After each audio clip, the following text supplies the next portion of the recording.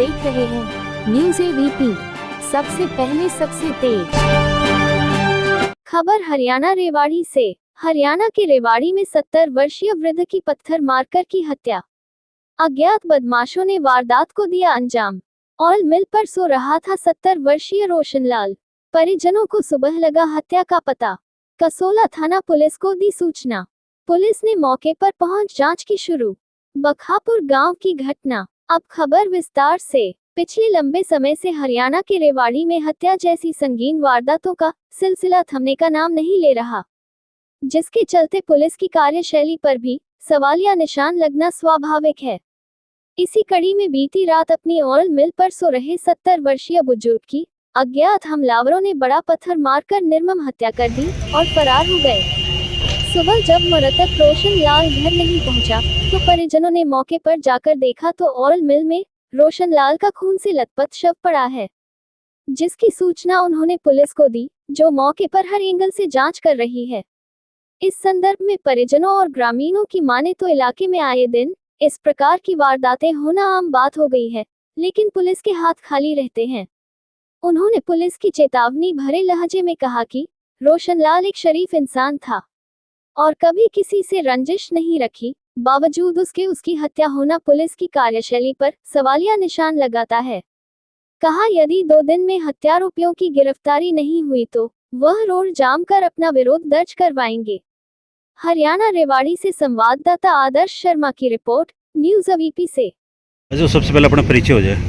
मैं अमृत सिंह एडवोकेट, गांव बखापुर। क्या हुआ था भाई साहब, क्या घटनाक्रम थी? ये हमारे अंकल जी जिनका आज रात को मर्डर हुआ, तो डेली यहीं पर सोते हैं। इनकी ये तेल मिल है और तेल मिल के साथ में रात को यहीं पर सोते हैं डेली रूटीन में। आज रात को किस समय हादसा हुआ ये तो नहीं बता सकते, लेकिन सुबह जब हम आए तो उस समय इसकी डेड बॉडी पड़ी हुई,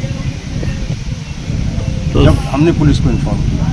तो किस तरह के मानते हैं आपके गांव का या कोई बाहर का या कोई पुरानी साजिश क्या है? थोड़ा पुरानी इनकी कोई किसी से रंजिश नहीं थी किसी प्रकार की। अब इस बारे में हम ये खुलासा नहीं कर सकते। वे चोरी के इरादे से कोई आया, गांव का अड़ोस पड़ोस का भी हो सकता है या बाहर का, तो इस बारे में नहीं बता सकते कि ये, बाकी इनकी कोई रंजिश नहीं थी किसी से। किस हथियार से वारदात हुई है? वो तो अब हथियार तो पोस्टमार्टम होने के बाद ही पता चलेगा। किसी के खून से लथपथ हुआ पड़ा था, हमने बॉडी को टच नहीं किया। आने के बाद देखा तो उनका चेहरा सब कुछ बिगड़ा पड़ा था, चोट के निशान दिखाई दे। क्या नाम था, कितनी उम्र थी? रोशनलाल नाम था इनके। 65 के आसपास उम्र थी, 62-65 के आसपास। तो आप क्या चाहते हैं? हम ये चाहते हैं भाई इसमें जो मुलजिम है उनको पकड़ा जाए, दोषियों को कड़ी से कड़ी सजा दी जाए। इस ऐसी वारदातें हैं गांव में। आज रात को भी कहीं 1-2 घरों में चोरी के लिए बढ़े हैं, वो सामने आई है बात। तो पुलिस से अब हमने तो यही कहा था, डिप्टी साहब आश्वासन दे गए कि भाई हम इनको पकड़ेंगे। अगर पुलिस इस पर हमें संतोषजनक कार्रवाई नहीं करती है तो हम 2 दिन बाद 3 दिन बाद हम रोड जाम करेंगे और सभी 5-10 गाँव के इकट्ठा होकर फिर कोई हम न्याय नहीं मिलेगा, इतने संघर्ष जाएगा।